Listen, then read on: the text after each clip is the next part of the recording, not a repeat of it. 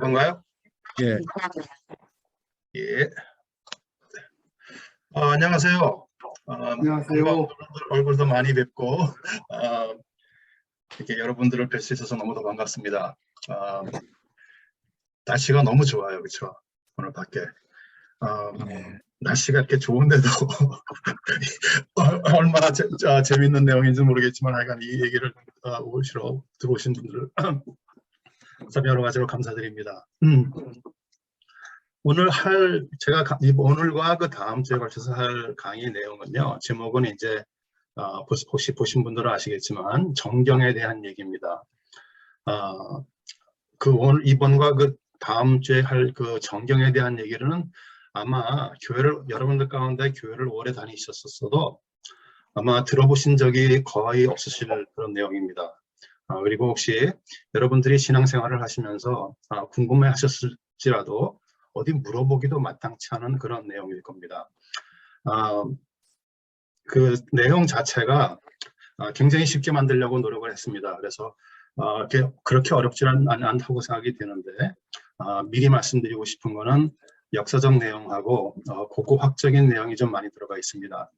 그래서 가능한 쉽게 제가 하려고 노력은 하지만 아마 강의 내용 자체는 대학원 정도의 수준이 아닐까 생각을 합니다. 어쩌면은 어떤 부분은 대학원보다 조금 더 깊이 들어가는 것도 있을지 모르겠어요. 그래서 여러분들께서 여러분 자신들이 대학원생이라고 생각을 하시고 먼저 훨씬 더 젊어지셔서 몇십 년 전으로 돌아가셔서 대학원생이라고 생각을 하시고 한번 강의를 들어보시면 좋겠어요.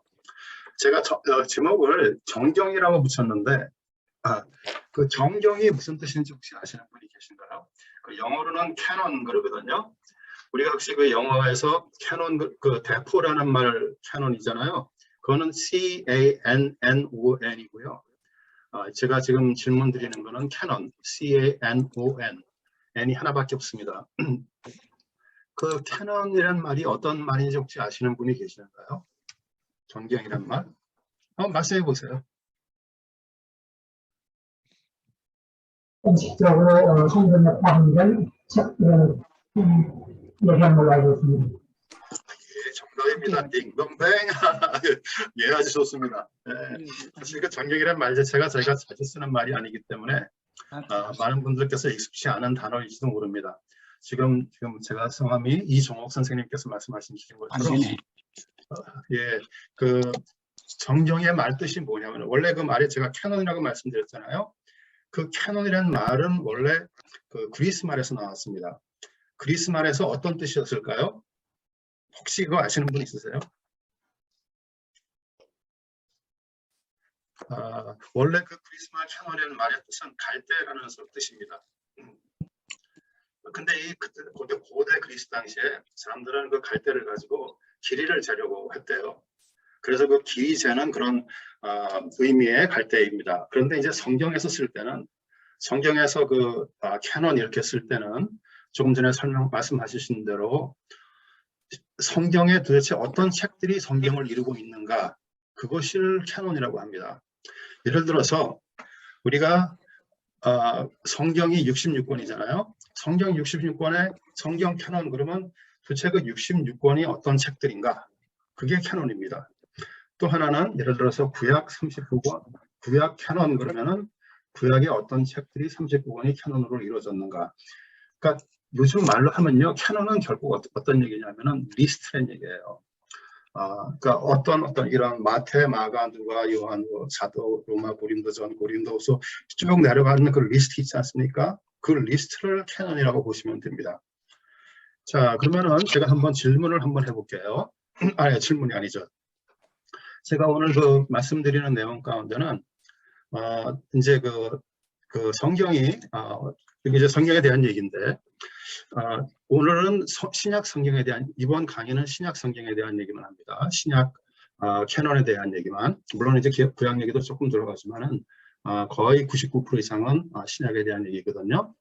근데 그 신약은 성경학자들이 일반적으로 쓰여진 것이 기원 후 45년부터 95년 사이에 쓰여졌다고 보통 생각을 합니다.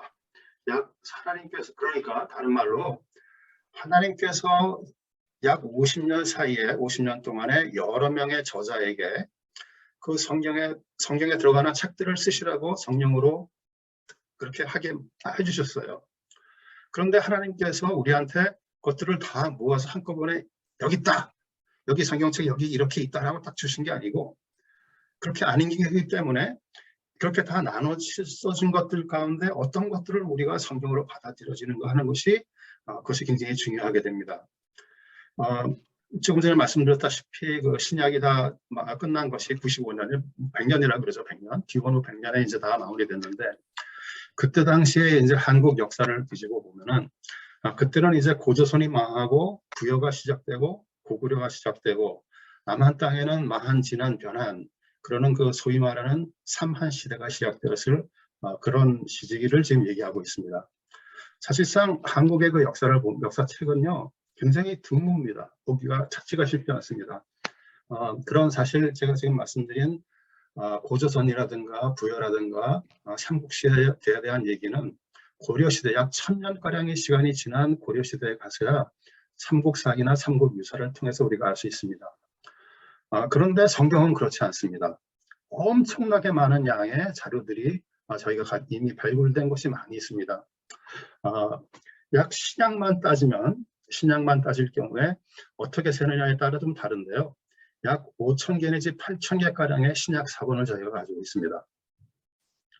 그 중에서 오늘과 다음 주간에 하는 그런 강의는 굉장히 그 초반에 기독교가 시작된 초반에 이루어진 그런 그 자료들을 가지고 한번 설명을 드리고자 합니다.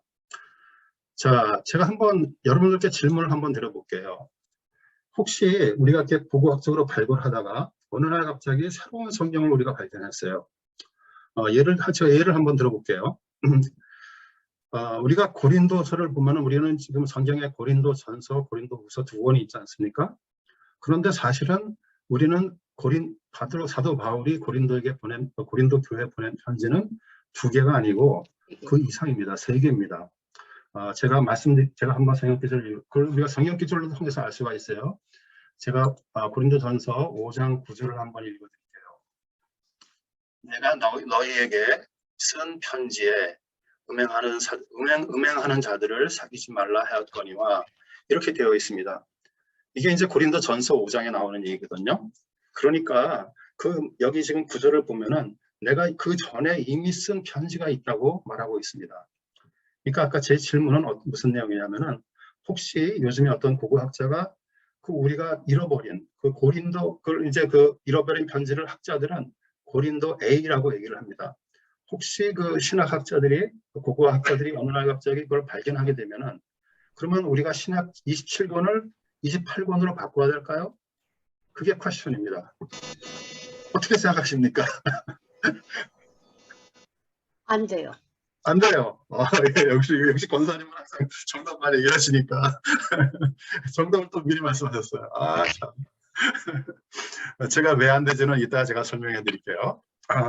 그런데 실질적으로 제가 고린도전서의 예를 들었지만은, 실질적으로 근래는 극히 최근은 아니지만은 근래에 와서 발견된 그런 책들이 있긴 있습니다. 혹시 여러분들 가운데 도마복음이나 유다복음에 대해서 들어본 적이 있으신지요? 혹시 들어보신 적 있으시면 한번 손을 펴 주시겠어요? 이렇게 별로 들어보신 적이 없는 것 같은데 제가 보여드릴게요. 제가 이제 그 사진들을 준비해서 여러분들께 보여드리겠습니다. 보이시나요? 예, 보입니다. 예, 보이시죠? 이게 바로 도마복음이라는 책의 첫 장입니다. 이 도마복음은 이제 1945년에 네그 하마디라는 이집트에 있는 네그 하마디라는 데서 발견됐어요. 또 유다복음이라는 것도 제가 또 보여드릴게요. 이게 이제 유다복음의 것도 역시 첫 장입니다. 그 유다복음은 좀 더 최근에 1970년에 이집트에 있는 도시에서 발견되었습니다. 자, 동아나 제가 이제 그 지도를 또 여러분께 보여드릴게요. 제가 지금 설명드렸던 네그 하마디하고 그 악셀링쿠스라는 데는 이집트에 있는데요. 여기 보시다시피 제가 이제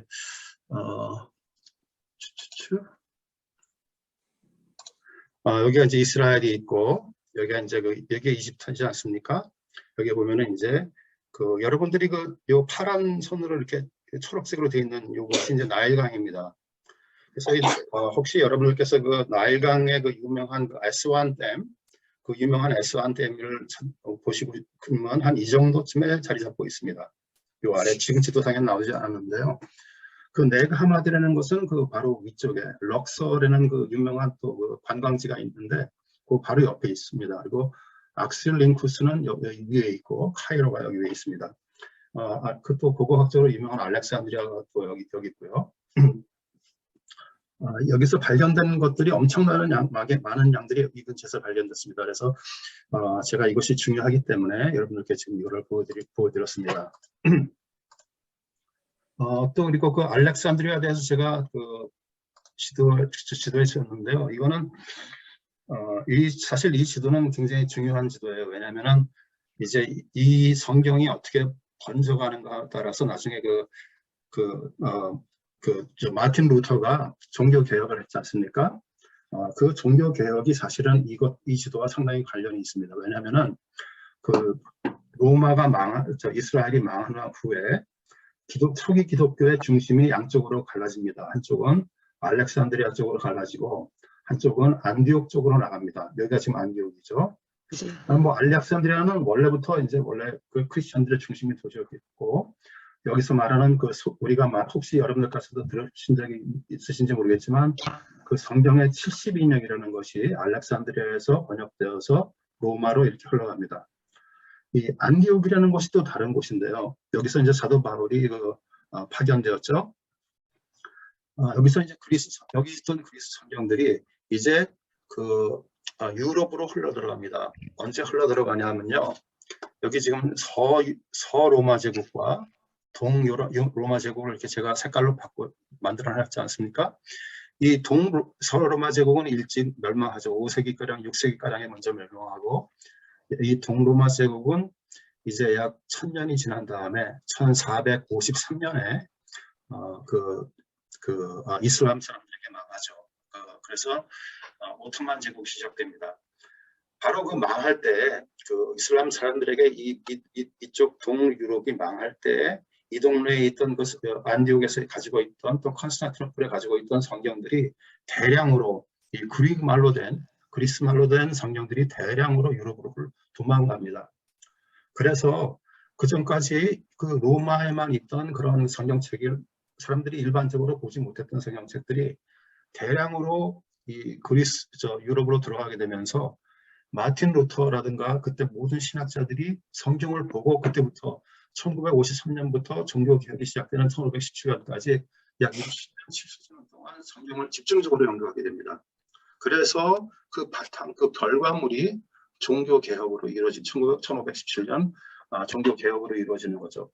그렇기 때문에 사실은 이 내용이 굉장히 중요하긴 한데 지금 제가 강의 드리는 내용과 직접적인 관계는 없지만 그래도 하여간 중요하기 때문에 제가 좀 추가 설명을 드렸어요. 자, 제가 초기 성경이 쓰여졌을 당시에 우리가 가지고 있는 27권만 있었던 것이 아니라 여러 가지 많은 책들이 있었습니다. 그 가운데는 우리가 지금도 알고 있듯이 캐톨릭에서 말하는 외경이라는 것도 있고요. 또 위경, 이것은 가짜로 쓰여진 그런 것이죠. 그런 책들도 있었습니다. 그렇게 여러 가지가 있었다는 것을 우리는 또 성경을 통해서도 알 수 있습니다.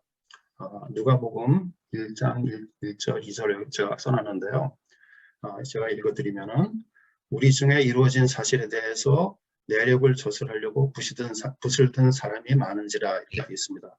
그러니까 성경처럼 성경을 썼듯이 다른 사람들도 이렇게 많이 쓴 사람들이 여러 명이 있다고 말을 해서 그런 많은 책들이 있었던 것입니다.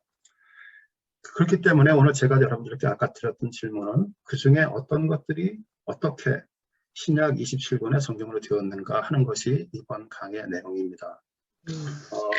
그때 당시에 있었던 책 몇 권을 제가 소개시켜 드릴게요. 당시 신약 성경과 비슷한 책들 제가 몇 권 보여드립니다. 이건 이제 외경인데요. 클레멘트 전후서가 있고요. 또 셰퍼드 사기료가 파머스라는 것도 나오는데. 있고 또 바나바의 서신이라는 것도 있고 또 베드로의 계시록이라는 것도 있고 베드로 복음이라는 것도 있었습니다. 근데 이 맨 마지막에 제가 말씀드린 그 베드로 복음이라는 것은 이거는 위경입니다. 어떤 사람이 베드로의 이름을 도용해서 그런 쓴 것으로 밝혀졌습니다. 그래서 이것은 뭐 애초부터 요즘은 밝혀졌다는 얘기가 아니라 기독교 초기 기독교 시절 때부터 이미 이렇게 밝혀졌습니다. 그래서 그때부터 이제 인정을 받지 못했죠. 하여간 이런 책들이 있는데 이 중에서 어떻게 27권을 골랐을까? 어떻게 우리가 27권을 우리가 가지고 있는 성경을 만들었을까 하는 내용입니다. 제가 이번에 그 정경에 대한 강의를 하는데요.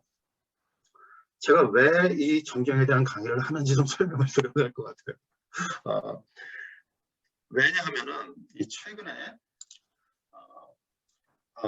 그 여러분들이 그 소셜 미디어라든가 유튜브 같은 것을 보면은 이 정령에 대한 여러 가지 새로 나온 클립들이 굉장히 많이 있습니다. 물론 이제 상당수는 제대로 가르쳐주는 그리고 올바른 내용을 가리키고 있는 그런 내용이 나오고 있습니다. 그런데 어떤 것들은 도대체 너희들이 네 멋대로 고르지 않았느냐 하면서 그 성경을 집중적으로 도전하는 그런 내용들이 많이 있습니다. 그런 것들을 보면은 이렇게 들어보면은요, 많은 지식이 없이 그냥 이렇게 깊은 지식이 없이 그냥 들어보면은 굉장히 그 사람들 하는 주장이 타당해 보이고 그렇게 타당하게 들리다 보니까 성경에 대한 의심을 안 할 수가 없습니다. 물론 이제 여기 제가 시내 아카데미를 하시는 여러분들은 신앙인으로서 또 뭐 교회를 오랫동안 섬겨오신 분들이기 때문에 여러분들께서는 이런 것 가지고 흔들리실 분들이 아닌 거를 제가 잘 압니다. 하지만 여러분들의 자녀들이라든가 우리 교회를 앞으로 이끌어갈 젊은 사람들은 요새는요 이런 질문들이 너무 흔하게 나오기 때문에 우리가 정확히 신앙에 선조된 여러분들이 정확한 대답을 해주지 못하면은 이 사람들이 떨어져 나가는 건 당연할 수밖에 없어요. 제가 언젠가 얘기했듯이 지난번에 학교에도 제가 말씀드렸지만은 대학교 가면은 다 떨어져 나갑니다. 우리 애들이. 왜 그런가? 물론 많은 이유가 그냥 뭐 시간이 안 나가고 시간이 바빠서 뭐 남자친구 사귀느라 여자친구 사귀느라 바빠서 뭐 이런 이유도 있을 거예요. 표면으로는 그럴 거예요. 하지만 깊이 들여다보면은 그 사람들 하는 얘기를 깊이 들여다보면은 그 속에 그 나름대로 신앙적인 고민과 스트러글이 있었다는 먼저 먹을래요? 알 수가 있을 거예요. 그래서 그런 것에 대해서 여러분들이 믿음의 선배이지 않습니까? 그런 것에 대해서 여러분들이 잘 아시고 그런 질문이 나왔을 때 잘 대답해 주면 좋겠다 하는 그런 의미에서 제가 이번 강의를 하게 됐습니다. 자, 아까 제가 여러 가지 지금 말씀드린 것처럼 그런 많은 책들이 있었는데 여러분들께서는 그러면 그 중에서 어떻게 해서 지금 신약 성경 27권이 이루어졌다고 생각하십니까? 한번 아시는 대로 한번 얘기해 보세요.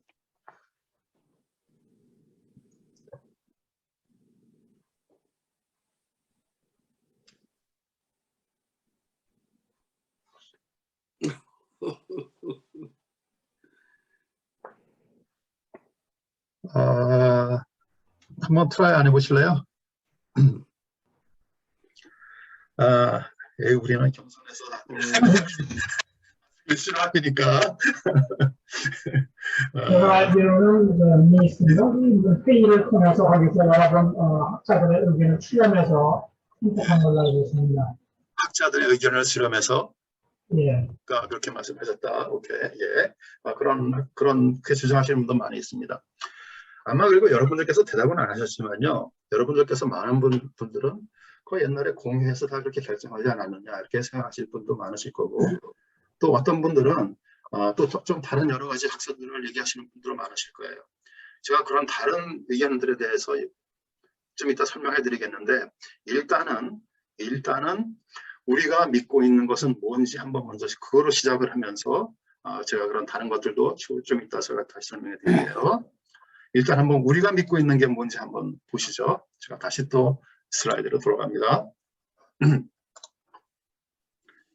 자,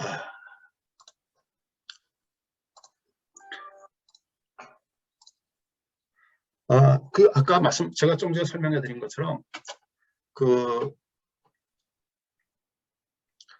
신약 성경에 대해 29권이 무엇인 것에 대해서 여러 가지 학설이 있습니다. 그 수많은 학설들을 뭐 수십 개가 있겠죠. 아니 수백 개가 있을지도 모르죠. 다 종합해서 정리해 보면은 다음 세 가지로 나눌 수가 있습니다. 첫 번째는 믿는 사람들이 결정했다는 Community Determined Model 이런 학설들이 있고요. 또 하나는 역사적으로 결정되었다는 학설 Historically Determined Model. 또 세 번째는 성경 스스로 확증되었다는 Self-Authenticating Model. 이 세 가지로 나눌 수가 있습니다. 이 중에서 저희가 믿는 개신교, 특별히 저희 장로교가 믿는 저희의 그 학설은 뭐냐면요. 이 C, 세 번째 나와 있는 성경 스스로 확증되었다는 이것을 믿고 있습니다. 이 내용은 뭐냐면요. 제가 이 내용을 말하기 전에 A하고 믿는 사람들이 결정했다는 그 학설하고 B하고 역사적으로 결정되었다는 학설은 공통적인 게 뭐냐면은 하나님께서 알려주신 것이 아니고 사람들이 결정하거나 혹은 역사적 사실로 결정되었다는 그런 학설들입니다. 저희가 믿고 있는 것은 그렇지 않습니다. 저희 거는 성경 스스로 확정하며 하나님께서 우리에게 알려주셨다고 저희는 믿습니다. 무슨 소리냐 하면은 사람이나 역사적 사실로 인해서 우리에게 전해진 것이 아니고 하나님께서 우리에게 알려주셨다고 저희는 믿고 있는 거예요. 이거를 굉장히 정확하게 그리고 잘 전해지고 있는 것이 바로 웨스트민스터 신앙 고백입니다. 웨스트민스터 제가 잠깐만요. 다시 주고 전에 제가 한번 퀴즈를 한번 내볼게요. 제가 이거 지난번 강의에서도 제가 한 퀴즈인데 똑같이 다시 한번 해드릴게요. 우리가 보통 신앙 고백을 하면은 하나님에 대한 신앙 고백을 하지 않습니까? 그 신앙 고백 그러면은 그 첫 번째 장 1장에 뭐로 시작할까요? 성경. 역시 또 정답 빙동땅. 우리가 보통 생각하기는 신앙 고백 그러면 하나님으로 시작할 거라고 생각을 하십니다. 그런데 우리의 신앙 고백을 보면은 1장은 하나님이 아니고 성경부터 시작합니다. 그리고 하나님에 대한 얘기는 2장입니다. 오케이? 자, 왜 그럴까요? 왜 그러냐면은 하나님께서 우리에게 자신을 모습에서 알려주는 것이 성경을 통해서 알려주게 해서 그렇습니다. 그 웨스트민스터 신앙 고백의 1장 4절을 보면요. 이렇게 되어 있습니다. 우리가 성경을 믿고 복종해야 하는 것은 성경의 권위 때문인데 그 성경의 권위는 어떤 사람이나 교회의 증언에 의존하지 않고 그것의 저자이신 그리고 진리 자체이신 하나님께 전적으로 의존한다. 성경은 하나님의 말씀이기 때문에 받아들이시는 것이다. 이렇게 되어 있습니다.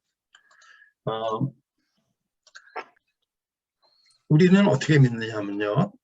성경을 하나님께서 하나님의 섭리를 우리에게 알려주시는 그런 통로라고 저희는 믿고 있습니다.